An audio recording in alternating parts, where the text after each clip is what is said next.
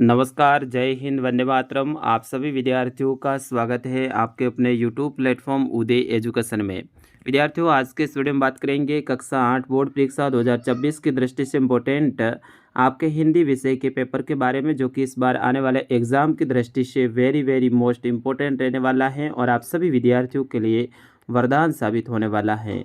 तो विद्यार्थियों, इस वीडियो को अंत तक देखिएगा, इससे ज़्यादा से ज़्यादा शेयर और लाइक कर दीजिए। आपके अंग्रेजी की परीक्षा हो चुकी है और बिल्कुल आज पेपर आपके काफ़ी आसान आया था, इजी आया था। मैं भी परीक्षा सेंटर पे ही था, तो वहाँ पर मैंने देखा था पेपर काफ़ी इजी था।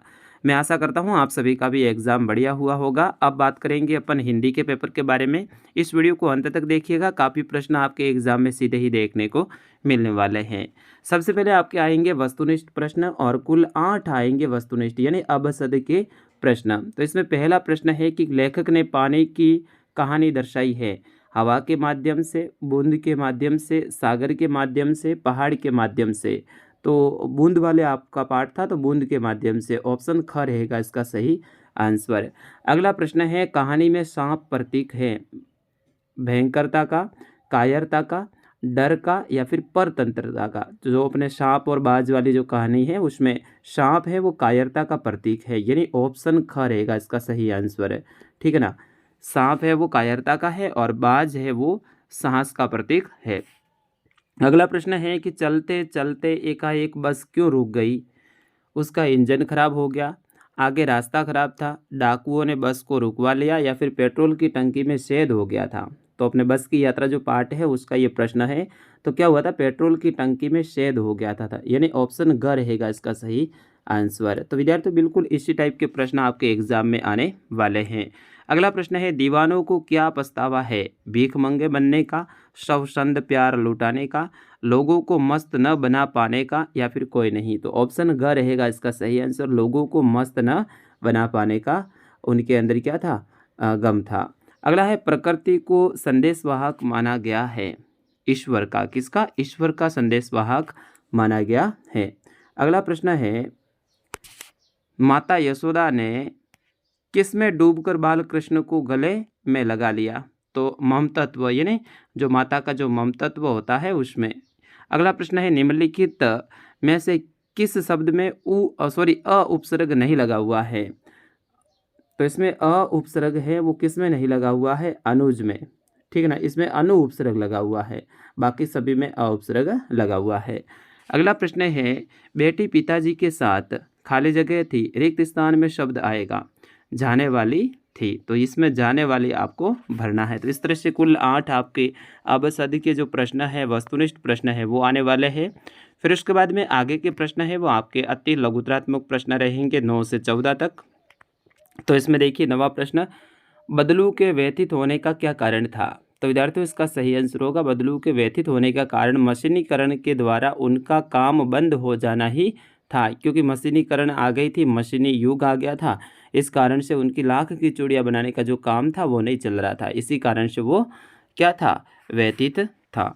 अगला प्रश्न है, बूंद ने अपने पुरखे किन्हें बताया। तो बूंद ने अपने पुरखे वो हाइड्रोजन और ऑक्सीजन गैस को बताया। किसको बताया, हाइड्रोजन और ऑक्सीजन गैस को। ये प्रश्न बहुत इंपॉर्टेंट है, ये आ सकता है आपके वस्तुनिष्ठ पे भी बन सकता है या फिर डायरेक्ट भी बन सकता है। अगला प्रश्न है, सुदामा अपने गांव वालों से किसके संबंध में पूछते रहते हैं। तो सुदामा पांडे गांव वाले अपनी जो टूटी फूटी झोपड़ी के संबंध में पूछ रहे थे। किसके बारे में, अपनी जो टूटी फूटी झोपड़ी थी ना उनके बारे में वो पूछ रहे थे। अगला प्रश्न है, प्रकृति के माध्यम से मनुष्य को क्या संदेश दिया गया है। तो विद्यार्थियों, इसका सही आंसर होगा, प्रकृति के माध्यम से यह संदेश दिया गया है कि मनुष्य को भी प्रकृति की तरह ही भेदभाव त्याग कर ही रहना चाहिए। जिस तरह से प्रकृति किसी के साथ में भेदभाव नहीं करती है, तो वैसे ही मनुष्य को भी भेदभाव नहीं करना चाहिए। तो ये प्रश्न बहुत इंपॉर्टेंट है विद्यार्थियों। अगला प्रश्न है, निम्नलिखित मुहावरों का अर्थ बताकर वाक्य में प्रयोग कीजिए। जैसे कि दुम दुबाकर भाग जाना, इसका मतलब है डर कर भागना। डूम दुबाकर भागने का मतलब है डर कर भागना। जैसे कि पुलिस को देखते ही चोर है वो डूम दुबाकर भाग गया। और दबकर पानी होना, इसका जो वाक्य प्रयोग करोगे इसका मतलब होता है अस्तित्व नष्ट होना। प्रयोग जैसे कि बर्फ धीरे धीरे दबकर पानी हो गया। अगला प्रश्न है 14वां, अशुभ का विलोम है वो शुभ है। निम्नलिखित शब्दों के विलोम शब्द लिखिए। तो इनके आपको विलोम शब्द लिखने हैं अनुराग और आकाश। तो अनुराग का विलोम होगा विराग और आकाश का विलोम होगा पाताल। तो इस तरह से आपको इनके विलोम लिखने हैं। विद्यार्थियों, आप वीडियो को अंत तक देखा करें, काफ़ी आपको फ़ायदा होने वाला है। यहाँ पर जितने भी प्रश्न बता रहा हूँ इनको अच्छे से याद कीजिए, आपके काफ़ी फ़ायदा होगा। अगला प्रश्न है लोकचित में अच्छाई के प्रति अच्छी भावना कैसे जागृत की जा सकती है। तो विद्यार्थियों, इसका सही आंसर होगा स्वार्थ की बुरी आदत को त्याग कर दूसरों का हित करके मुसीबत में किसी के काम आकर अच्छी भावनाएं जागृत की जा सकती हैं। यानी स्वार्थ की जो बुरी आदत है उनको तो छोड़ना है, दूसरों के हित का काम करना है, मुसीबत में किसी के काम आना है, तो इससे अपने अच्छी भावना जागृत हो जाती हैं। अगला प्रश्न है बाज जिंदगी भर आकाश में ही उड़ता रहा, फिर घायल होने के बाद में भी क्यों उड़ना चाहता था। तो विद्यार्थियों, इसका सही आंसर होगा बाघ जिंदगी भर आकाश में ही उड़ता रहा, फिर घायल होने के बाद इसलिए उड़ना चाहता था क्योंकि वह साहसी था। मैंने पहले भी बताया था बाज है वो साहसी था और वह ज़िंदगी में हार नहीं मान रहा था, यानी अपनी ज़िंदगी में वो हार मानता ही नहीं था, इसीलिए वो घायल था, फिर भी बूढ़ा हो गया था, फिर भी वो आकाश में उड़ना चाह रहा था। जबकि सांप है वो बिल के अंदर पड़ा रहना चाह रहा था। तो सांप है वो कायरता का प्रतीक था, जबकि बाज है वो साहस का प्रतीक था। मैंने पहले भी बताया था आपको। अगला प्रश्न है चौराहे को पार करते समय क्या सावधानियां रखनी चाहिए। तो विद्यार्थियों, इसका सही आंसर होगा चौराहे को पार करते समय सदा जेब्रा क्रॉसिंग का उपयोग करना चाहिए। चौराहे पर जब लाल बत्ती हो तो उसे पार करना चाहिए। दाएं और बाएं का पूरा ध्यान रखकर ही कदम बढ़ाने चाहिए। अधिक भीड़ वाले स्थान पर पूरी सावधानी रखनी चाहिए। अगला प्रश्न है स्वस्थता के लिए विद्यार्थी के रूप में आप क्या प्रयास करेंगे। तो विद्यार्थियों, इसका सही आंसर होगा हम अपने आसपास के लोगों को प्रेरित करेंगे कि वे गीले और सूखे कचरे को अलग अलग करके ढक्कनदार कचरा पात्र ही रखें और कचरा ले जाने वाले वाहन के आने पर उसमें डालें। रसोई के खाद्य अवशिष्ट को सीधे ही गाय भैंस या फिर दूसरे जानवरों को खाने के पात्र में डालें, इधर उधर नहीं बिखरना चाहिए।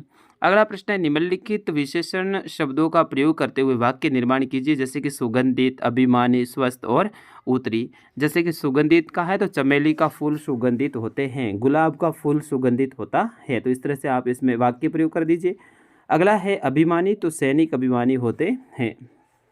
और फिर उसके बाद में था स्वस्थ और उत्तरी, तो हमारे स्वस्थ शरीर में स्वस्थ मस्तिष्क होता है और उत्तरी दिशा से ठंडे हवाएं चलती हैं। तो इस तरह से आप इसमें उपयोग कर सकते हैं। आगे का जो प्रश्न है 20वां, आपके पद्यांश रहेगा, उनकी सप्रसंग व्याख्या करनी है। यानी पद्यांश है उनको पढ़ना है, पढ़ने के बाद में कहाँ से लिया गया है उनके बारे में आपको बताना है। तो इसमें आए बनकर उल्लास अभी, आंसू बनकर बह चले अभी, सब कहते ही रह गए अरे तुम कैसे आए कहाँ चले। तो इसका आपको अनुवाद करना है। तो सबसे पहले प्रसंग बताना है। यह पद्यांश भगवती चरण वर्मा द्वारा रचित दीवानों की हस्ती शीर्षक जो कविता है उससे लिया गया है। आपको ऐसे लिखना है इनके बारे में, ठीक है ना। प्रसंग का मतलब है ये कहाँ से लिया गया है, तो आप लिखोगे यह पद्यांश, जो लेखक है उनका नाम भगवती चरण वर्मा द्वारा रचित दीवानों की हस्ती शीर्षक कविता से लिया गया है।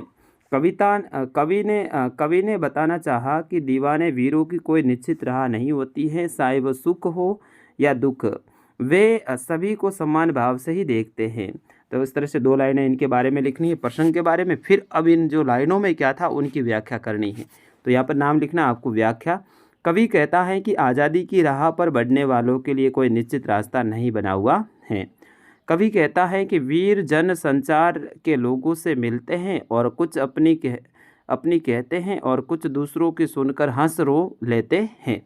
साथ ही जी भर सुख दुख के अनुभवों को सहते हैं, लेकिन चाहे उनके सामने सुख हो या दुख हो वे समान भाव से ही देखते हैं, अर्थात सुख दुख दोनों समान मानते हैं। तो इस तरह से आपको इनके बारे में लिखना है।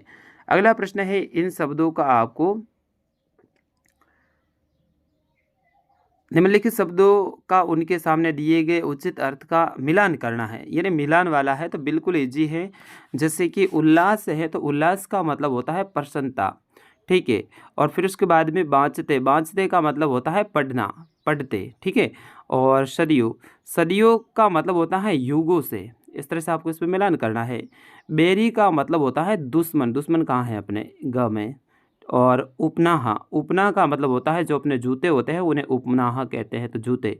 और शांके है, एक ही रहा है सींका। इस तरह से आपको इसमें मिलान करना है। तो विद्यार्थियों मिलान से संबंधित ये आपके प्रश्न आने वाला है।